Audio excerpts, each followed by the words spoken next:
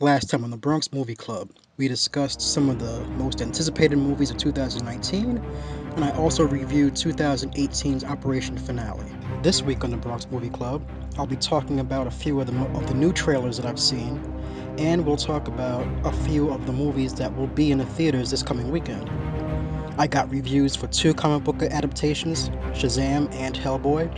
One of them is great, and the other one is horrible. Stay tuned to find out which one.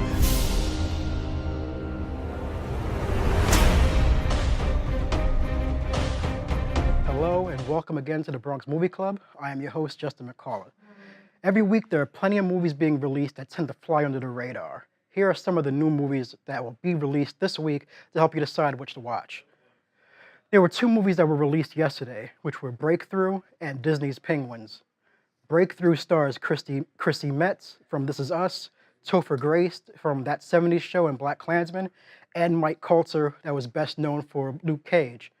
It is a faith-based film based on Joyce Smith's memoir about her 14-year-old son's fight for life after falling through a frozen lake and staying underwater for 15 minutes before finally being rescued.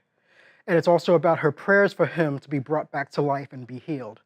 The trailer alone has someone saying the word faith at least 5 or 6 times, so expect a lot of praying in this film. The movie is directed by Roxanne Dawson, who's a first-time feature film director, but has plenty of TV direction under her belt, including an episode of This Is Us. Stephen Curry of the Golden State Warriors is also one of the producers. I don't believe John will survive the night. You don't know my son. He is a fighter, so I need you to be the best for John, and you just let God do the rest. You are my pride and joy. I can't wait to see you shoot those baskets and run up and down the court again. The Smith family asked for one thing. Please pray for John. Disney's Penguins is a documentary that follows around a male penguin who, along with millions of other male penguins, is on a quest to build a suitable nest, find a life partner, and start a family during the Antarctic Spring. This film is voiced by Ed Helms. Next Earth Day, Disney Nature invites you to join an extraordinary couple fighting to raise a family in one of the most unforgiving and stunning places on Earth. Disney Nature's Penguins, Earth Day 2019. Now for some of tomorrow's releases. The most popular would probably be The Curse of La Llorona, which is a new horror movie produced by James Wan and stars Linda Cardellini, Patricia Velasquez, and Raymond Cruz. The film is a take on an old Mexican ghost story about the ghost of a woman who has drowned her kids and now wanders around weeping for them. The movie is set in the 1970s Los Angeles, where a social worker and her children are drawn into a frightening supernatural realm where their only hope of surviving La Llorona's wrath is a disillusioned priest who uses mysticism to keep the evil at bay. This movie is directed by Michael Chavez, which is his first feature-length film, but he has The Conjuring Part 3 coming up soon.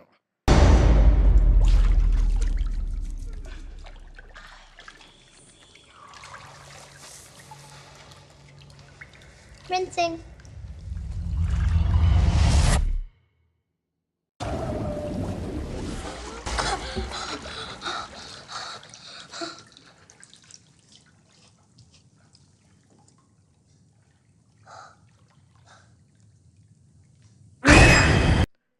Next up is going to be Under the Silver Lake, starring Andrew Garfield, Riley Cogue, and once again, Topher Grace. I talked about this film a little in last week's episode. It's a mystery film about a young man who meets and befriends a mysterious neighbor who disappears without a trace the next day. He searches for clues in order to find her again and eventually stumbles on a much larger conspiracy. The trailer looks like it's going to be a wild ride, and I hope it doesn't disappoint. Think you're gonna find a hidden message in a pop song? 1, 2, 3. Can't quite see it, but I'm close. Honey, how are you? Mom, I'm fine. Mostly fine. Why do we assume that all of this information is what we're told it is? Maybe there are people out there who are more important than us, more powerful, communicating things in the world that are meant for only them and not for us. Yeah. Oh, you think that's weird? A little. It is directed by David Robert Mitchell, who also directed It Follows, which was a horror movie about a sexually transmitted curse. Fast Colors stars Gugu Mbatha Raw and Lorraine Toussaint. It's a sci-fi drama about a woman who runs to evade authorities after her superhuman powers are found out. The only place that she can run to is back to her estranged family years after she first abandoned them. This film premiered at South by Southwest last year and is finally getting a nationwide release. The trailer looks really good, and I'm always interested in seeing more black characters in film, especially black characters who seem so multi-layered. With that being said, the film was written and directed by Julia Hart, who's a white woman, so it would be interesting to see how it turns out regardless. What do they look like? You don't know? I've never seen them. Why not?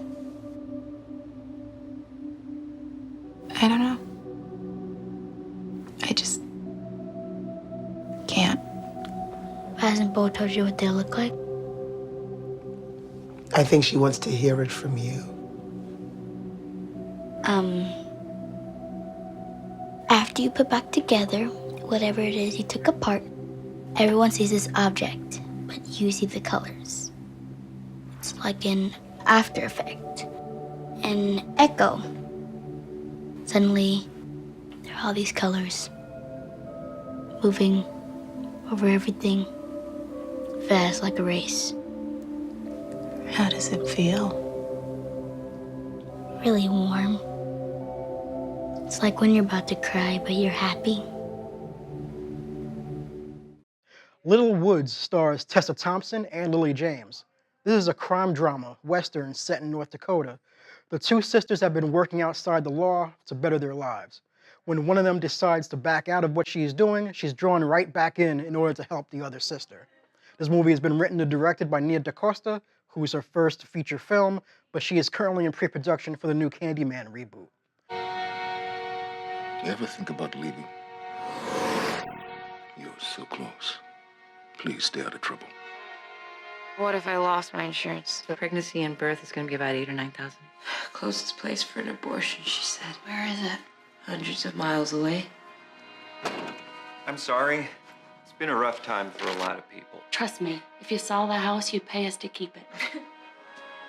Where are you going to get the money, Ollie? I'll figure something out. You said if I wanted back in to come see you, so you could move, say, 500 pills? 500 bills. Every day I'm with Mom and she's dying, and all I can do is get her some medication so it hurts less. You got something? Yeah, Oxy. 12 a pill, but 10 for you.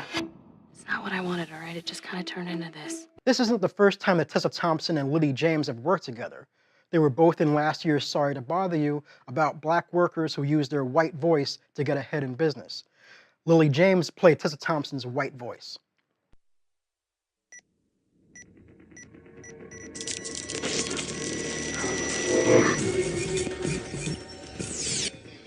Hello again, welcome back. This is Justin McCullough once again. Right before we started filming, I was told about the brand new trailer for Star Wars Episode 9 that came out this morning, which was Star Wars Episode 9, this is how hot it is, I have it written down here. The Rise of Skywalker. Star Wars Episode 9, The Rise of Skywalker. So I saw the trailer about 2 or 3 times. It gave me just enough like little tidbits to see what I'm going for. I know in the last episode I talked about how I wasn't completely interested in watching Episode 9, but a lot of that came from the fact that Star Wars fandom is like ridiculously nerdy and toxic, and it just kind of turned me off from the whole thing. But it looks awesome. It's just a little teaser, nothing that gives away the story or anything. But obviously the first thing that everyone talks about is that crazy flip that Rey does against the TIE fighter. You know, we get to see some of the characters that are back. Lando Calrissian is back, which is kind of cool because he looks just as smooth as he did 40 years ago, even though he's old as dirt now, but he's still smooth. Carrie Fisher, I'm assuming this is going to be her very last film. They used old footage from episodes 7 and 8 that they didn't use, and are using it now in Episode 9 for her character, Princess Leia. It's coming out for Christmas. I'm gonna watch it. Like I said last week, I'm gonna watch it regardless. So yeah, there's that. Another movie I didn't mention in last week's episode of like my most anticipated was Joker. And Joker put out a trailer not too long after I made the episode for last week. And it looked pretty good. Now, I think I've told other people before that what I liked so much about Joker was that it was set and it was filmed in the Bronx. I found out it wasn't even filmed in the Bronx. We've seen a lot of behind the scenes footage of scenes taking place inside the Bedford Park station. When I found out that they were really using a station in Brooklyn to make it look like the Bedford Park station.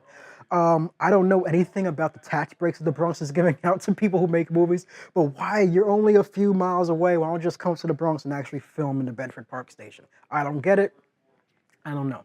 So there's that. But the Joker kind of looks like it's going to be a real bare bones, no BS superhero stuff kind of story about how a regular man with mental disabilities or mental illness becomes like a crime lord. It becomes like the most feared, ruthless criminal in Gotham.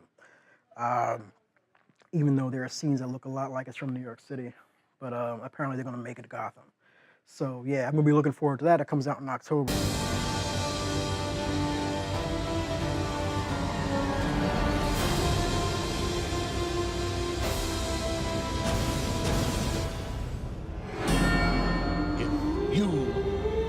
Just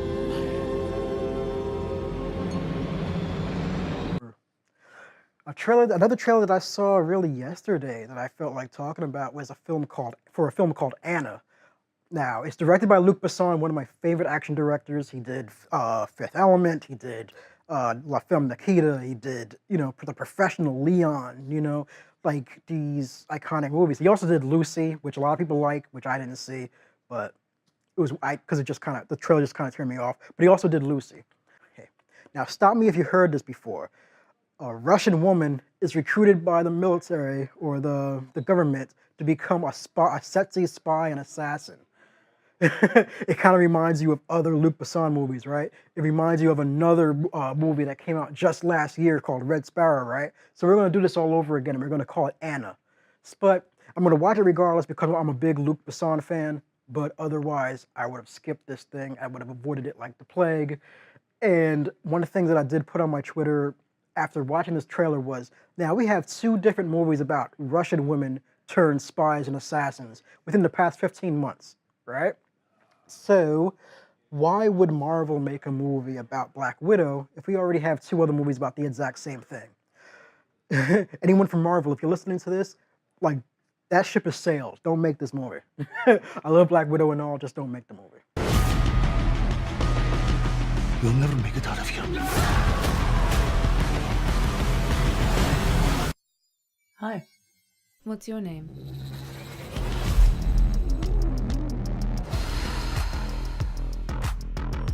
That's my thought about these trailers. I'm probably going to be doing some better audio for this and doing some clever editing to make it look like I'm not like a goofball.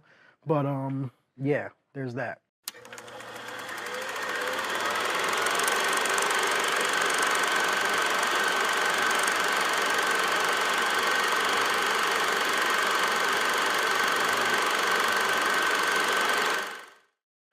I went to go see Shazam opening weekend.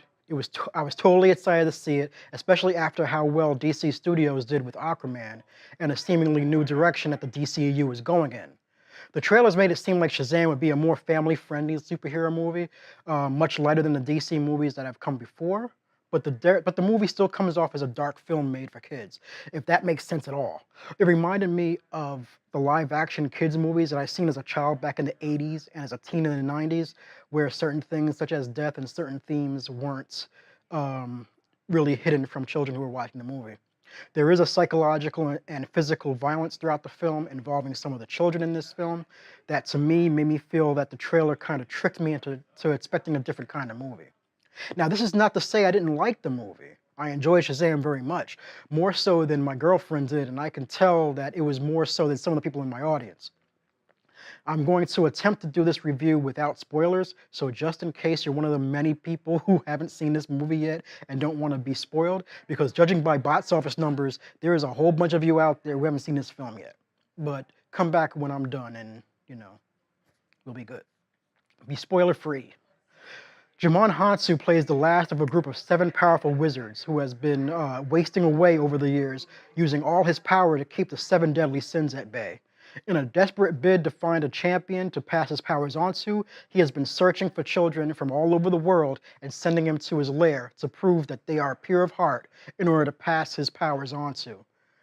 One of those kids is a young Dr. Zavanna in the 1980s who was rejected and has since that day sought to regain the power of the 7 deadly sins instead. The wizard finally finds young Billy Batson in present-day Philadelphia to pass his powers on to. All he has to do is say the name Shazam to turn himself from a 14-year-old kid to the wizard's champion.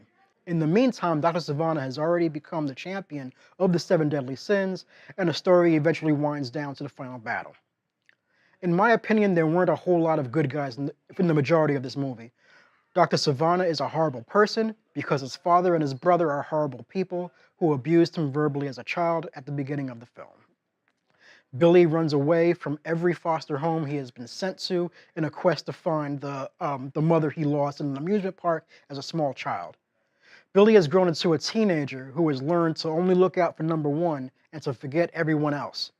He is such a jerk to everyone around him up until some point in the second act that I have a hard time believing that this kid was actually pure of heart to begin with. Which also made me wonder why he made certain decisions in the third act that he would never have done earlier in the film. And the movie gives me no inclination that he made a big change that would lead him to make these decisions. In other words, the only thing that caused him to stop being a jerk to those around him was getting beat up and chased around the city by the bad guy. In this movie, Shazam is played by Zachary Levi, who is supposed to play a 14-year-old boy in the body of a 20-something-year-old man. But he does a pretty good job at this, but it was the Shazam family that really sold that to me. They didn't spend a lot of time on screen, but I enjoyed the time they did have. Bottom line, this is a fun superhero movie, unlike the type of origin movies that we've had from DC so far. It tries its best to be light and jokey, despite the themes of child neglect, fratricide, and patricide. There isn't much action until Dr. Zavanna shows up in the second act, and even then it's really just 2 big fight scenes. It's not really worth watching in 3D, which is how I saw it. Like, you're better off saving your money and watching it in 2D instead. I give it a 3 out of 5. Welcome. This is Brother Andrew Sargent from the Sargent Experience, and you can tune in on Saturdays at 9 a.m. where you see a wonderful show where I talk about mentorship and your journey, your faith base. Thank you for tuning in, and have a good day.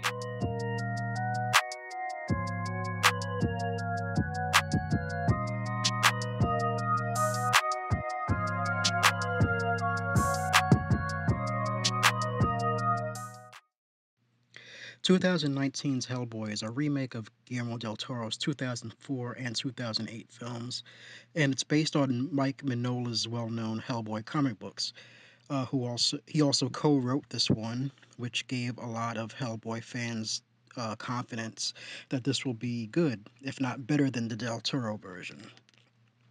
I won't bury the lead on this one. The movie is not very good at all.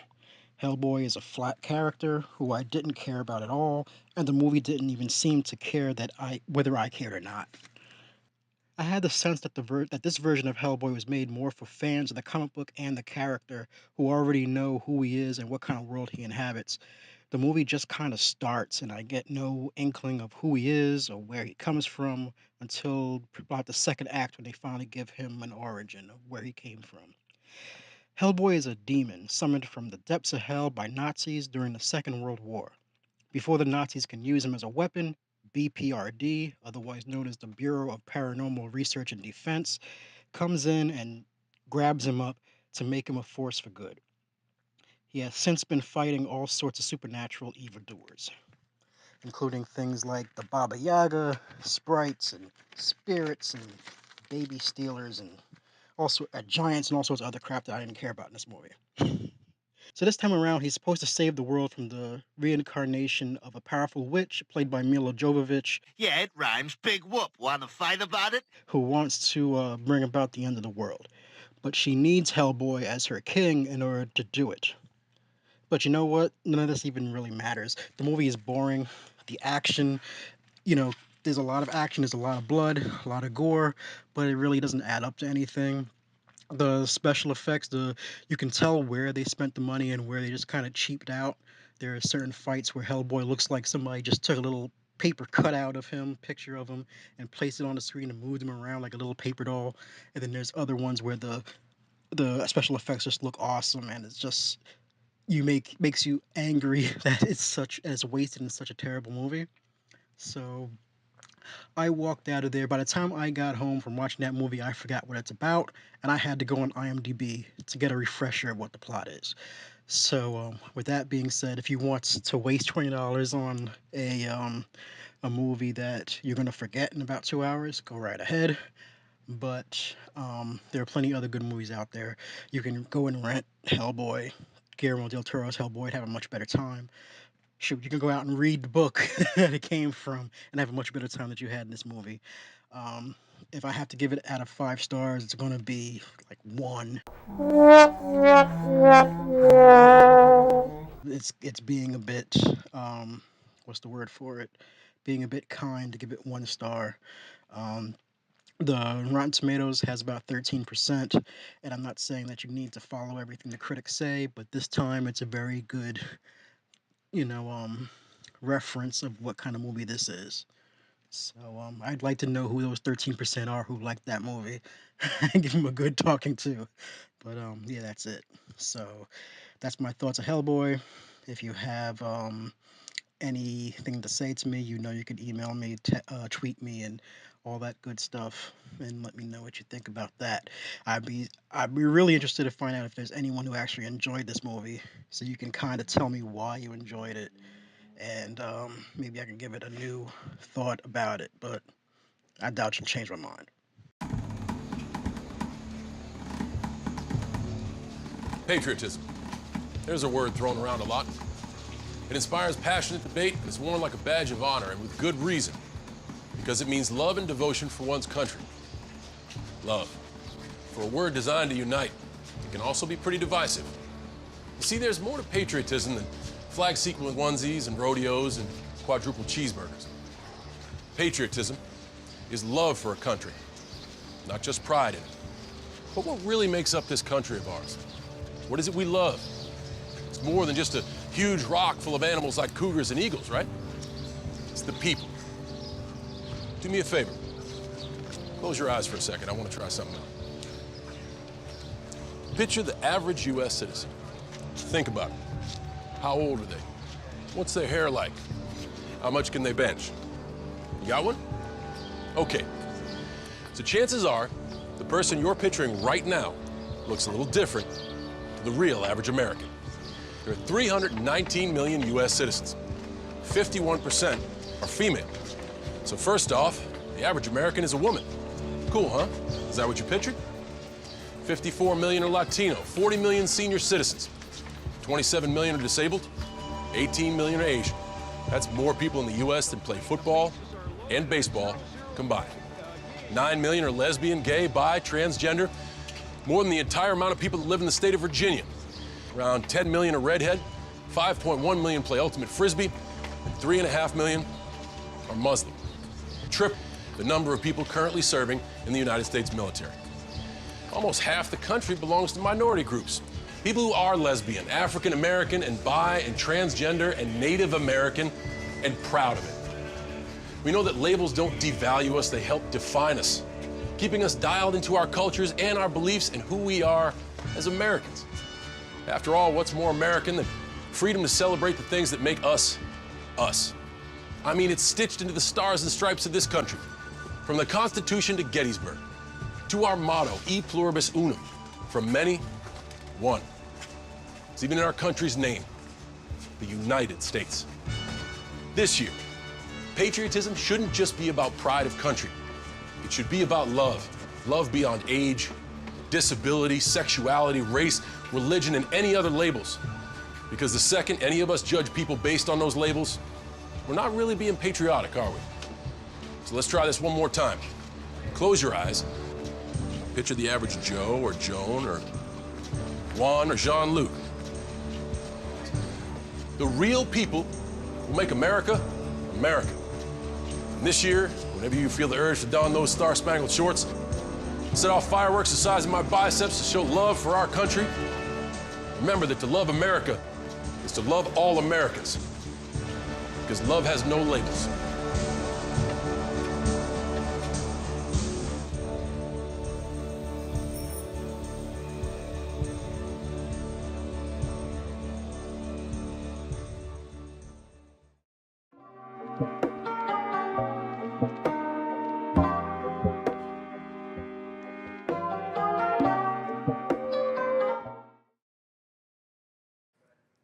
A Simple Favor came out in theaters last September, and it's been available on DVD and streaming since last year. The film is based on the novel by Darcy Bell and is directed by Paul Feig, who's most known for Bridesmaids and the new Ghostbusters reboot. The movie stars Anna Kendrick and Blake Lively. Kendrick plays Stephanie, who's a single mom with her own parenting and home economics vlog.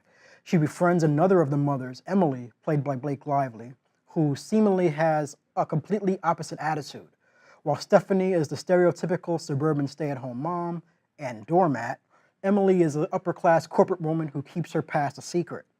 The two become friends and all until one day when Emily asks her to do a simple favor for her and watch her son while she's out doing something for work.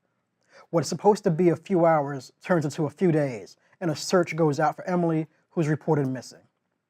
It was a pretty fun mystery movie. Stephanie uses her vlog to report updates on the search, while at the same time she lives the life that Emily left behind. She becomes almost a stepmother to Emily's son while sleeping with her husband and living in her house. Everyone becomes a suspect until all is revealed, and at the end, the big twist comes. The film is pretty fun. Like I said, Anna Kendrick plays like that bubbly, innocent type of woman who, it's surprising that she never heard of certain things that Blake Lively is talking about. And also that, they give her a little bit of a weird backstory that they never, return to. She does, a little flashback and a little truth or dare thing about her past, and then they just leave it alone. It's, the weirdest thing, and it was very interesting, but, yeah. And that's really the only bad thing I could say about it, because it was funny in parts where it needed to be funny. It was suspenseful in parts where it needed to be suspenseful.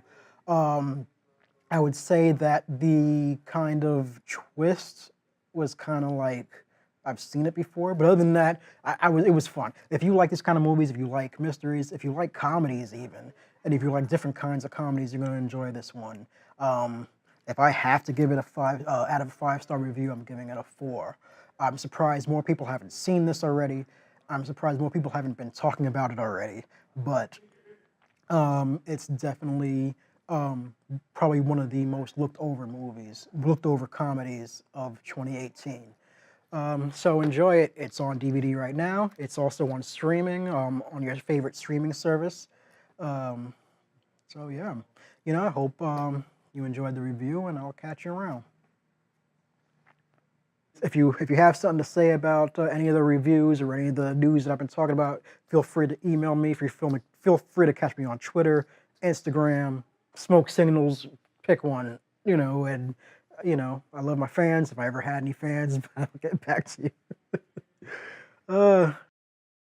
Catch you later.